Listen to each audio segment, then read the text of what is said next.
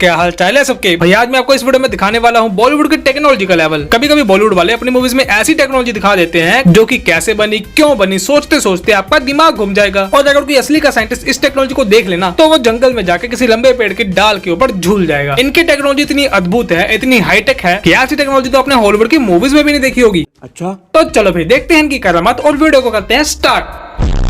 धूम 2 मूवी तो आप सब लोगों ने देखी होगी और इस मूवी में ये रॉबरी वाला सीन भी देखा होगा जिसमें ऋतिक रोशन एक टैंक जैसे दिखने वाले खिलौने से हीरा चोरी कर लेते हैं। पर सबसे पहले मन में ये सवाल आता है कि इतनी टाइट सिक्योरिटी होने के बावजूद भी ये भाई साहब इस जगह पे आए कैसे और इनको अपनी पूरी बॉडी पे लिपापोती करके ये स्टैचू बनने का टाइम कब मिला? सोचो बेटा सोचो, यही तो सोचने वाली बात है। लगता है ये सारे सिक्योरिटी गार्ड्स बस नाम के गार्ड्स हैं। इनको एक अच्छा खासा लंबा चौड़ा ग्रीक गॉड 6 फुट 2 इंच बंदे की चलती फिरती बॉडी नहीं दिखी। लोगों को इस वीडियो में साफ साफ खिलौना काली पट्टी के ऊपर चलता हुआ दिखाई दे रहा है, लेकिन इन सिक्योरिटी गार्ड्स को नहीं दिखाई दे रहा। और जब भी ये छोटा सा काले रंग का खिलौना काली पट्टी के ऊपर चलता है ना, तो इसमें से एक आवाज आती है। इनको ये आवाज सुनाई भी नहीं दे रही क्योंकि ये लोग सिक्योरिटी गार्ड की नौकरी करते करते आंखों से बहरे और कानों से अंधे हो चुके हैं। सही बात है। खैर फिर एक खिलौना जैसे तैसे करके टेबल के ऊपर चढ़ जाता है और फिर इसके अंदर से निकलता है एक बड़ा सा लंबा सा रोबोटिक हाथ।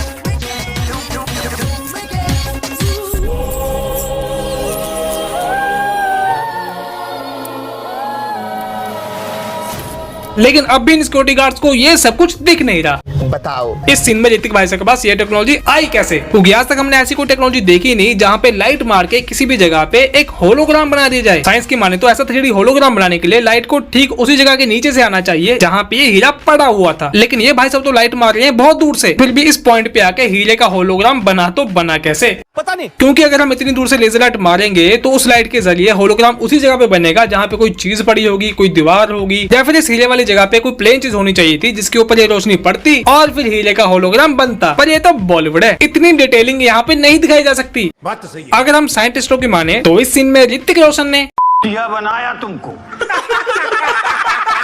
इन बॉलीवुड मूवीज में टेक्नोलॉजी सिर्फ एक्टर ही नहीं बल्कि डॉक्टर भी इस्तेमाल करते हैं। इन लोगों ने एक बार ऐसी टेक्नोलॉजी से ऑपरेशन किया कि जिनको देखने के बाद दुनिया भर के सारे डॉक्टर चले गए इन कोमा और शुरू हो गया उन सबका रोना। भाई काम ही ऐसा किया था इन लोगों ने। सर अमर का ऑपरेशन करके उसका दिमाग निकाल कर डीप फ्रीज में रख दीजिए सर, और फिर किसी ऐसे मरीज को लगा दीजिए जिसको दिमाग की जरूरत हो। ये लोग तो मिथुन दा का दिमाग निकालना चाहते हैं। भाई सब फालतू एक्सपेरिमेंट करने के लिए आपको मिथुन दा का दिमाग मिला है क्या? मिथुन दा का दिमाग इतना फालतू समझ लिया आपने? मेरा दिमाग कोई फालतू है? ये गैर कानूनी काम है मगर इंसानियत की बहुत बड़ी खिदमत होगी। तो ये लोग मजे मिथुन दा के दिमाग को किसी और के दिमाग में करना चाहते हैं फिट और करना चाहते हैं अपने इस टुच्चे से एक्सपेरिमेंट को हिट। लेकिन इनको मैं बताना चाहता हूँ कि इनका ये एक्सपेरिमेंट असली की दुनिया में कोई काम नहीं आने वाला, क्योंकि दुनिया का बड़े से बड़ा एक्सपीरियंस्ड होनहार कीर्तिमान शक्तिमान डॉक्टर भी हार्ट ट्रांसप्लांट कर सकता है, लिवर ट्रांसप्लांट कर सकता है, लंग्स ट्रांसप्लांट कर सकता है, पर दिमाग का ट्रांसप्लांट कभी भी नहीं कर सकता क्योंकि ऐसा पॉसिबल ही नहीं है। पर ये तो बॉलीवुड है, दुनिया की कोई भी इम्पॉसिबल चीज यहाँ पे की जा सकती है।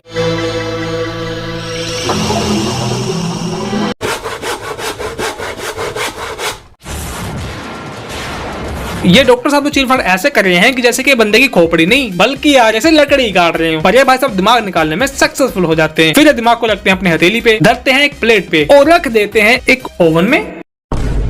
भाई साहब माना कि ऑपरेशन नकली है, पर कम से कम जिसमें ये ब्रेन रखा जा रहा है उस मशीन को तो असली की दिखा देते। इन्होंने घर में यूज होने वाले ओवन के ऊपर डीप फ्रीज लिख के उसके अंदर बर्फ रख के इसको एक मेडिकल यूज होने वाली मशीन बना दिया। क्या सोच है रे तेरी, मानना पड़ेगा। फिर कुछ दिनों के बाद मर चुके मिथुन दा की बेबी पागल हो जाती है और फिर इन लोगों को आइडिया आता है कि मिथुन दा के दिमाग को इसके अंदर डाल दिया जाए। तब ये लोग मिथुन दा के दिमाग को ट्रांसफर कर देते हैं इस लड़की की खोपड़ी के अंदर और कहते हैं अगर ये ऑपरेशन कामयाब हो गया तो अमर की आत्मा आशा में आ जाएगी। क्या बात कर रहे हैं? तो इनका मतलब ये हुआ कि ये लोग मिथुन दा के ब्रेन के साथ साथ मिथुन दा की आत्मा भी इस बॉडी के अंदर ट्रांसफर करने वाले हैं। मतलब कुछ भी। अब मैं बात कर लूंगा व्रूम मूवी के बारे में, जो कि काफी हद तक टार्जन मूवी से इंस्पायर्ड है।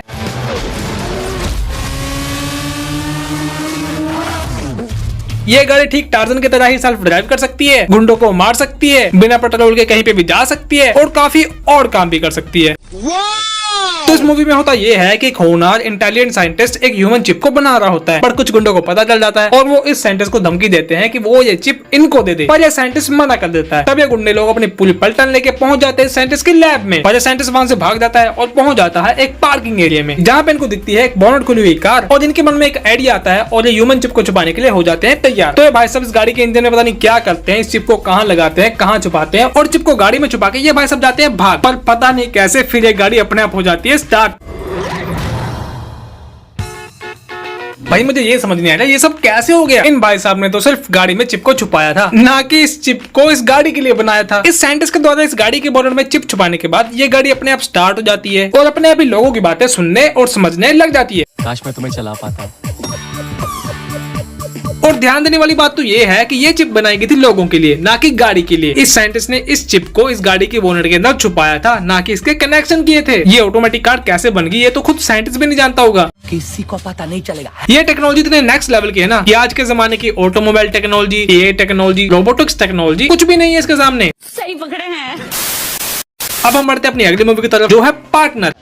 पर आप सोचेंगे पार्टनर मूवी में टेक्नोलॉजी वाला कौन सा सीन है? वो तो एक रोमांटिक कॉमेडी मूवी थी, पर इस मूवी में भी एक टेक्नोलॉजी वाला सीन है। अच्छा, तो इस सीन में ये होता है कि सलमान खान एक स्काई जेट लेके निकल पड़ते हैं समुद्र की सैर करने को, लेकिन फिर अचानक से पीछे से एक मिसाइल इनका पीछा करने लग जाती है।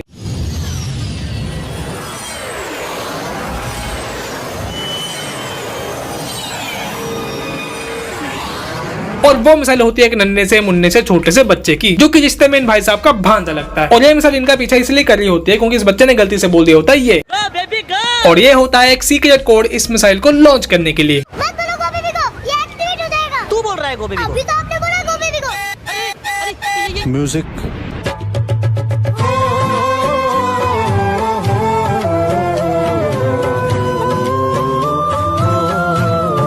यहाँ पे भी सोचने वाली बात यह है कि ऐसे कौन से माँ बाप हैं जो कि अपने बच्चों को खिलौने की जगह पे ऐसी ऑटोमेटिक मिसाइलें दे रहे हैं। भाई एक चौथी क्लास के बच्चे को ऑटोमेटिक उड़ने वाला चलता फिरता बॉम्ब देने की क्या जरूरत है? और ये मिसाइल कोई उड़ने वाली मिसाइल नहीं है, बल्कि इतनी खतरनाक मिसाइल है कि जिसके ऊपर एक बार फूट जाए वो बंदा दुनिया से उड़ जाए। और सोचने वाली बात यह भी है कि ऐसी कौन सी कंपनी है जो छोटे से बच्चों के लिए इतनी भयानक मिसाइलें बना रही है। वो तो शुक्र है सामने सल्लू भाई थे जिन्होंने अपने आप को जैसे तैसे बचा लिया। अगर इनकी जगह पे कोई आम इंसान होता ना तो उस बेचारे के चीथड़े उड़ जाते, चीथड़े। टेक्नोलॉजी के मामले में आजकल के टीवी सीरियल भी पीछे नहीं है। इन सीरियल्स में भी हमको बहुत सारी अद्भुत टेक्नोलॉजी देखने को मिलती है। ये ऐसी ऐसी चीजें कर देते हैं ना जो कि आज के समय में भी साइंटिस्टों को असंभव लगती हैं। ये धागा ग्लो कर रहा है, इसका मतलब शायरी और मेरे बीच में ब्रिज बन गया। अच्छा, बच्चा रोशनी की कोख से अपनी कोख में ट्रांसफर करने के लिए क्या बोलना है ये मैं उस्ताद जी से पूछ कर आई हूँ। अच्छा, ऐसा कैसे हो सकता है? किसी के पेट का बच्चा किसी दूसरे के पेट में कैसे ट्रांसफर किया जा सकता है?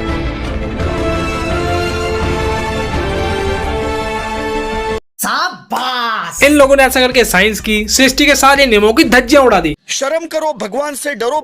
पर बड़े दुख से कहना पड़ रहा है कि ऐसी कोई टेक्नोलॉजी असल की दुनिया में आज तक कभी आई ही नहीं और शायद कभी आने भी नहीं वाली। सही बात है। तो चलो भाई आज के लिए इतना ही। अगर आपको वीडियो अच्छी लगी हो तो लाइक करना, शेयर करना, चैनल को सब्सक्राइब करना। अब हम मिलेंगे अगले वीडियो में।